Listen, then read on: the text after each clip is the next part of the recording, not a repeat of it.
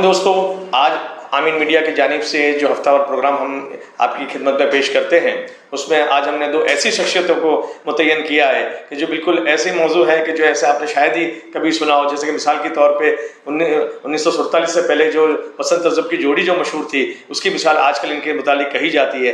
तो मेरे जो जमनी बाजू हैं वो है जनाब सुधीर बुंदेला साहब, जो मशहूर अहमदाबाद के समाजी कारकुन मोहन बुंदेला साहब के साहबजादे हैं। और जो इस तरफ जो बैठे हैं डाबी उत्तर की तरफ, तो ये है जनाब रिजवान आंबलिया साहब। तो ये रिजवान आंबलिया और सुधीर बुंदेला साहब के कुछ इस तरह के कारनामे हैं कि ये पब्लिक में एक सामाजिक कार्यकर के तौर पर शाहपुर में इनकी एक मिसाल दी जाती है कि जिस तरह से ये खिदमत देते हैं, लॉकडाउन 1, लॉकडाउन 2 और उसके बाद पुलिस और पब्लिक के रिलेशन को अच्छी तरह मेंटेन रहे और एक बैलेंस रहे, उसके लिए भी लोग काफ़ी कुछ कहा, इन्होंने प्रोग्राम किए हैं। तो उसको लेकर आज हमने इनको स्टूडियो पे मदऊ किया है और इनसे हम चंद सवाल जानकर इनकी खिदमत के मुतालिक ये क्या जाविया फिक्र रखते हैं और इनकी खिदमत में किस तरह से ये करीब आए और ये इन्होंने कौन से बड़े कारनामे किए, उसके ऊपर हम इनसे चंद सवाल करेंगे। तो बुंदेला साहब, मैं आपसे ये जानना चाहूँगा, आप चाहें तो कोई भी ज़ुबान इस्तेमाल कर सकते हैं, चाहे गुजराती में बोले चाहे हिंदी बोले। हमारे जो व्यूअर्स हैं वो दोनों ज़ुबान अल्हम्दुलिल्लाह समझते हैं कि आपने जो काबिल जिक्र, मतलब कि जो जिसको हम याद कर रख सके, ऐसे कौन से काम किए हैं, ये जरा आप बताएंगे दोनों लॉकडाउन में, लॉकडाउन 1 और 2 में? हम लॉकडाउन में हमको 3-4 दिन जो डर लगा था जी, फिर थोड़ी हिम्मत करी जी, और आम पब्लिक, डॉक्टर को, पुलिस को जी, सबको देख के थोड़ी हिम्मत खोली। सही। और रिजवान भाई का फोन आता था कि सुधीर भाई अपने भी कुछ करना है जी। तो हम दोनों मिल के थोड़ा पहला हमारे इलाके में फिरे थे, शाहपुर विस्तार में, वहाँ धीरे धीरे सेवा चालू करी। किसी के पास कुछ लेके न किसी को खाना खिलाया, तो डर का माहौल बहुत था वो फिर, क्योंकि तो कोरोना यहाँ से 10 किलोमीटर दूर आता तो भी लगता था कि कोरोना है। ठीक। तो वो डर रिजवान ने, हमने दोनों ने दूसरे का देख के अपना डर दूर करा था। इसलिए धीरे धीरे हम बढ़े जी। और लॉकडाउन में हमने काफी ऐसी प्रांतीय लोगों की सेवा की। ठीक ठीक। जो खाने का पर से मतलब यूपी, बिहार, एमपी के जो लोग थे, जो वहाँ के जो मजदूर तबका था, वो फंसा हुआ था अहमदाबाद में और अपने गांव नहीं जा सकता था, उनके मुतालिक आप बात करें? हाँ, वो क्या 1-1.5 महीना हो गया था, सब फंस गए थे। तो पगार पानी बंद हो गया था, अनाज पानी मिलता था, पर लोगों को डर का माहौल बहुत था। तो फर्स्ट कोरोना सरकार ने भी इतना डरा दिया था कि कोरोना, पर हमको हिम्मत इसलिए खुली थी कि पुलिस थी, डॉक्टर लोगों थे, नर्स थी, पैरामिलिट्री फोर्स थे, वो लोग जो हिम्मत करते थे तो वो भी एक इंसान थे। हमने वो लोगों का देख के हम आगे बढ़े और रिजवान ने, हम दोनों मिलके आगे बढ़े थे। यानी उनसे आपने हौसला लिया और उनको देख के भाई ये खिदमत कर रहे हैं तो हम क्यों ना कर सके। और आपकी समाजी खिदमत तो एक कोरोना से पहले की भी जारी थी, तो वो देखकर आपने इसमें आप और एक्टिव हो गई हो, कहना चाहते गोया क्या? रिजवान साहब, मैं आपसे भी समझना चाहूंगा कि इन्होंने जैसे बताया तो उस पर मजीद रोशनी डालेंगे? जी बिल्कुल सर, क्योंकि फर्स्ट टाइम जब सुधीर भाई ने बोला कि भाई क्या काम स्टार्ट करना जी, तो उन्होंने उनकी सोसाइटी के उनसे घर से स्टार्ट किया था खिचड़ी। क्या बात है। हाँ, खिचड़ी से स्टार्ट कर सके पूरी साग तक हमने लास्ट टाइम पहुंचाया। इसके अलावा हमने ऐसे परिवार देखे कि जो लोग एक खुददार, एक खानदानी है कि वो कहीं के आगे हाथ नहीं फैला सकते, हमने वो फैमिली का रिसर्च किया और हमने उनके लिए राशन की किट बनाई और हम रात को लेट नाइट उनके घर पे देने जाते थे ताकि आजू बाजू वाला कोई देख ना सके कि यहाँ पे ये लोग मदद करके। क्या बात है, बहुत उम्दा खिदमत किया। हाँ, यानी ये यूनिक तरीके से हमने काम किया और अल्हम्दुलिल्लाह रोज जितने भी रखियाल है और बापू नगर है, ऐसे कई एरिया से फोन आते थे कि भाई यहाँ पे बाहर के लोग मजदूर फंसे हुए हैं, क्योंकि सेठिया में भी क्या है कि सेठिया लोग खुद भी नहीं आते थे। तो हम लोग यहाँ से सुधीर भाई की रिक्शा, जो टेम्पो उनका है, उनके अंदर हम खिचड़ी का तपेला डाल के वहाँ पर बांटने जाते थे। सुधीर भाई, आपने पहले लॉकडाउन में काफी कुछ, 1 लाख सिर्फ शाहपुर में ही क्यों, आपने काफी इलाकों में भी काम किया, गांधीनगर तक भी आप जाते थे और मुझे याद पड़ता है कि आप नारोल के करीब भी जाते थे और वहाँ पे भी लोग आपको बहुत हाथों हाथ लेते थे आपकी खिदमत को, तो उसके ऊपर कुछ बताइएगा? हमको, हमारे पे लोगों को विश्वास था, फोन करते थे ठीक है कि सुधीर भाई आप आओ, आपको डर नहीं लगता है। वो लोगों लेते शर्माते थे, क्यों, मध्यम वर्ग मरा हुआ है, गरीब को तो मिल जाता और पैसे वाला पैसे होने लगा है। ठीक है, पर मध्यम वर्ग बन मुट्ठी हम देने जाते थे।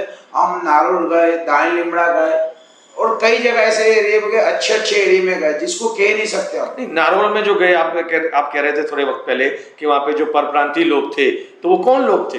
वो यूपी, बिहार के, एमपी के थे, जो बेचारे एक टाइम चाय पी के चलते थे। अच्छा, उनके पास इतना भी खाना नहीं था, कुछ नहीं था। मैं समझ रहा हूँ। हम फ्रूट लेके गए, बिस्किट लेते थे। रमजान महीने था, हमको फ्रूट एक जन ने डोनर करा था, हम वो फ्रूट लेके, तो वो रोजा खोलने के लिए भी वो लोग होते ऐसा, तो बिस्किट वो लेके दिए ना, फिर उनको हमने गाड़ी में बिठाया भी खरीद।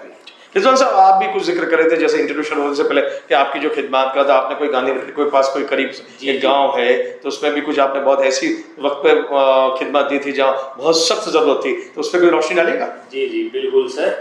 जो गांधीनगर के पास मगोड़ी गांव है, ठीक है, वहाँ से हमें कॉल आया कि भाई यहाँ पे 50 बुजुर्ग गड़ा घर है जी। यहाँ पे वहाँ के लेडी सुप्रिटेंडेंट का फोन आया कि भाई यहाँ पे खाने के लिए कुछ भी नहीं है, क्योंकि उस टाइम पे इतना कड़क दौर था कि लोग घर से बाहर नहीं निकलते थे, क्योंकि एक माहौल ही डर का एक ऐसा पैदा हो गया था।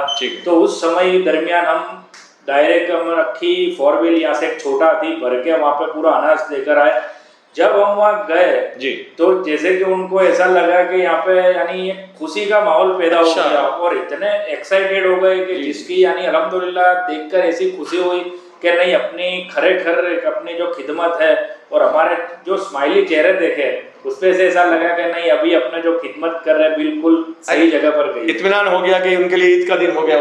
एग्जैक्टली बहुत खुशी हो गई। सुधीर साहब, आपने एक दूसरे के कैसे करीब आए? चूंकि हिंदू और मुसलमान, आप सुधीर हैं, ये रिजवान हैं, और फिर उसके बावजूद भी आपकी इतने खिदमत और खिदमत भी बिल्कुल कामयाब खिदमत, तो मैं समझना चाहूंगा कि ये दोस्ती कैसे मुमकिन हुई और किस तरह से आगे बढ़ रही है, इसके ऊपर कुछ कहेंगे? मैं एक खुश नसीब हूँ जी, एक अच्छे इलाके में मेरा जन्म हुआ, शाहपुरिस्तान में। ठीक है, वो इलाका पूरा भाईचारा का इलाका है, सब कौम के लोग होते हैं। ठीक है। और मेरे पिताजी जो मोहन बुद्धेला है, जी जी, उन्होंने काफी कुछ काम किया है सामाजिक खिदमत में, बचपन से उनको जानता हूँ और मुकुल सिन्हा साहब के साथ भी बड़े करीब रहे और उन्होंने काफी कुछ इसमें सामाजिक खिदमत दी है। बस मैं उनकी राय पे चलना चाहता हूँ, क्यों कि मेरे पिताजी ने जो नाम किया है उस काम में जान तक भी दे दूंगा। मेरे पिताजी की राय पे मैं चलूंगा, जो वो चले कौमी एकता की राय पे, कोई नाच जात पर जात नहीं, और गरीब के लिए सेवा करिए। मैं आपके स्टूडियो से माध्यम से कहना चाहता हूँ कि मेरी पिताजी की राय पे चलूंगा मरते दम तक। रिजवान साहब, मैं आपकी जो दोनों की दोस्ती हुई थी, जैसे इन्होंने बताया कि इनके वालिद के नक्शे कदम पे चल रहे हैं, तो आप कैसे करीब आए, इसके ऊपर कोई कहिएगा आप? जी, ये 2015 की साल के अंदर जब इलेक्शन का माहौल था कॉरपोरेशन का जी, तब किस तरह कोई जनरल मीटिंग एक सभा थी, उसके अंदर हम दोनों का ट्यूनिंग हुआ कि भाई मैं सुधीर बुंदेला हूँ और मैं सोशल एक्टिविस्ट हूँ जी, और उस टाइम पे मैं भी खिदमत करता था। उस टाइम पे हम दोनों एक दूसरे के करीब आए और हम लोग साथ में मिलके हमने करियर का स्टार्ट किया।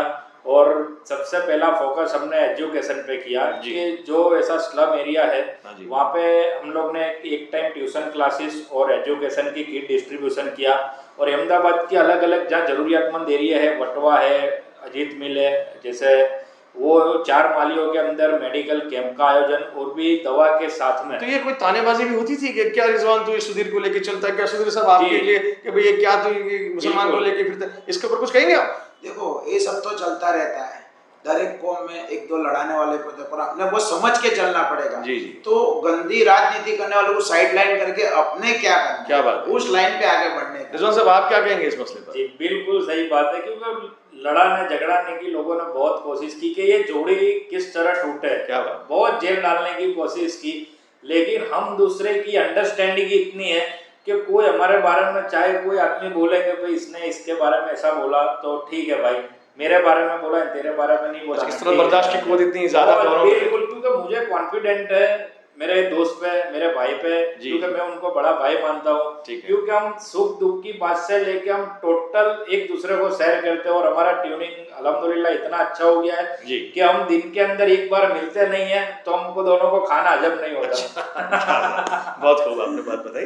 अच्छा रिजवान साहब, मैं आपसे ही मुखातिब करूंगा, फिर इनकी तरफ भी जाऊंगा कि आपके पुलिस पब्लिक के रिलेशन के लिए भी आप काफी कोशिश करते हैं कि पुलिस पब्लिक में कोई टेंशन ना हो और कुछ ऐसे प्रोग्राम भी करते हैं दोनों के अंदर मेल मिलाप रहे, तो इसके लिए कौन से प्रोग्राम आप देते हैं? अक्सर आपके और दूसरे न्यूज चैनलों में भी आपको जब कवरेज किया था तो शायद मुझे याद है उसमें अभी आपने आपका तवील इंटरव्यू दिया था, तो आप बताएंगे इसके मुताबिक थोड़ा? जी बिल्कुल, पुलिस और पब्लिक ये दोनों ऐसा पार्ट है ना कि एक दूसरे को सपोर्ट करने का है। तो अपने पुलिस और पब्लिक को लेके स्टार्टिंग जब ये लॉकडाउन नहीं था उसके पहले हम लोग रोड अवेयरनेस के कार्यक्रम करते थे कि भाई सिग्नल के ऊपर लोगों को हम एक अवेयर करते थे कि भाई आप हेलमेट पहनो या ऐसा कुछ भी। तो इस तरह लॉकडाउन के अंदर भी हम पुलिस को क्या है कि चाय नाश्ता खाना वो अपने देते नहीं थे, लेकिन वो उनके परिवार को छोड़ के जब वो 12-13 घंटा जब वो ड्यूटी करते थे, तो हमने एक अपनी नैतिक फर्ज समझकर उनको कुछ ना कुछ एक अंडरस्टैंडिंग से, और उन्होंने भी काफी बहुत अच्छा सपोर्ट किया, पुलिस ने भी बहुत अच्छा सपोर्ट किया। आप कुछ कह रहे थे मसले पर?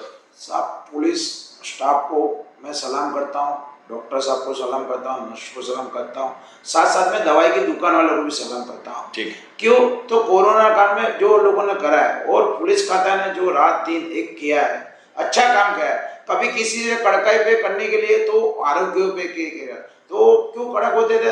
आपकी जिंदगी बचाने। तो फर्स्ट टाइम जो कोरोना था वो बहुत डरावना था, तो पुलिस को भी डर लगता था, ऐसा नहीं, पर वो अपने उनकी जान जोखिम में डाल के हुए वो लोगों अपने को सेफ करते, भाई घर में रहो।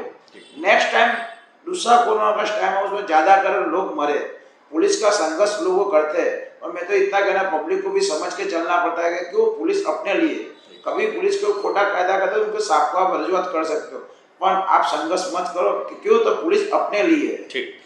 रिजवान साहब, अभी जो कोरोना की अब तो जो खिदमत थी वो खत्म होने को आई है, अल्लाह करे कि तीसरी लहर न आए, लेकिन आजकल आप लोग क्या करते हैं अभी? जी, यानी क्या अभी आपकी खिदमत कौन सी जा रही है समाज के लिए? जी, अभी समाज के लिए लास्ट टाइम आरटीई के जो अभी फॉर्म निकले थे, ठीक है, तो काफी आरटीई के फॉर्म भी हमने भरे। बहुत अच्छा। और अभी रिसेंटली साहिबाग स्कूल के अंदर मेडिकल कैंप का भी आयोजन, अभी मेगा मेडिकल, तो जमीयत के साथ मिलकर हम लोग उसके अंदर साथ में पार्टिसिपेट ही थे जी, तो हमने साथ में मिलकर ही वहाँ पे काम किया। इसके पहले ब्लड डोनेशन का कैंप, यानी कुछ न कुछ बहुत सारी खूबियां आपके मौजूद है, कांस्टेंट चालू न चालू, और अल्लाह के फजल से मुझे और सुधीर भाई को इंटरनेशनल लेवल पे भी अवार्ड मिल चुके हैं। मैं यहाँ रुकना चाहूंगा आपको। सुजान भाई, आपको कौन से अवार्ड मिले, जरा हमारे व्यूअर्स को जानकारी देंगे आप उसकी? मेरे को अच्छे अवार्ड मिले, एक सागो पुलिस स्टेशन तरफ से मेरे को मिला है, अच्छा, कोरोना वॉरियर्स से, फिर राष्ट्रीय मुस्लिम तरफ से भी मेरे को प्रशंसा पत्र मिले हैं। जी जी, ढेर सारे मिले हैं। नहीं, जैसे रिजवान साहब जिक्र कर रहे थे कि कोई इंटरनेशनल अवार्ड भी मिला है, तो वो क्या है? अवार्ड मिला है मेरे को लोगों का आशीर्वाद और दुआ। अच्छा अच्छा, मैं सबसे ज्यादा दुआ और आशीर्वाद लेके चलता हूँ जी। क्यों? अवार्ड तो मिले मेरे को, पर लोगों की दुआ और आशीर्वाद मिले तो बढ़ के है। जी, तो बहुत शुक्रिया साहब, आप दोनों यहाँ स्टूडियो पे तशरीफ लाए और आपने जो जानकारी हमारे साथ व्यूअर्स के साथ और मेरे साथ शेयर की कि आपकी जो खिदमत रहे और किस तरह की आप ये कर रहे हैं, और हमारी दुआएं आपके साथ है कि आप और कामयाब हो, और इस तरह की जो वसंत साहब की जोड़ी थी, इस तरह के ऐसी कोई मिसाली ज़िंदगी आप लोग जी जाएँ और समाज की खिदमत करते हुए बिला भेदभाव के आप आगे बढ़ें, ऐसी हमारी ख्वाहिश है। शुक्रिया, बहुत बहुत शुक्रिया।